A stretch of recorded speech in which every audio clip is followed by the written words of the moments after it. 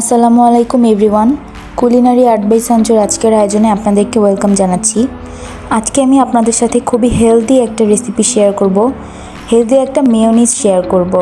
এটা হচ্ছে সিদ্ধ ডিম দিয়ে করা, এজন্য তেলও কম লেগেছে আর খুবই হেলদি, যে কেউ খেতে পারবে, ডায়েটেও এটা খাওয়া যাবে। শুরু থেকে শেষ পর্যন্ত রেসিপিটি দেখার অনুরোধ রইল। তো চলুন শুরু করা যাক।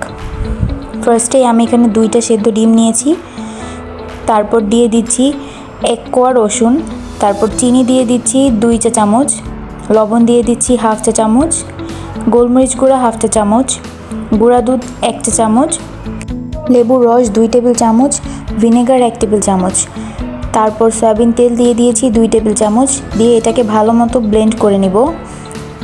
একটু অফ করে করে 1 মিনিট পর পর ব্লেন্ড করতে হবে, আর কোনো এক্সট্রা পানি বা কোনো তেল অ্যাড করা লাগবে না।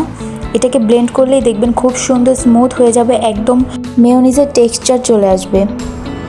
আমি এটাকে 2-3 বারের মতো ব্লেন্ড করে নিয়েছি, ব্যাস মেয়োনিজ তৈরি হয়ে গেল।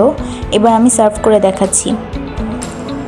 দেখুন একদম পারফেক্ট হয়েছে না, একদম দোকানের মতো এবং প্রচুর হেলদি। আমরা কিন্তু মেয়োনিজটা যেটা খেয়ে থাকি সেটা কিন্তু হেলদি হয় না, তবে এই মেয়োনিজটা বাসায় তৈরি করে রাখলে হেলদি ওয়েতে খুবই ভালোভাবে খাওয়া যাবে, কোনো টেনশন ছাড়া।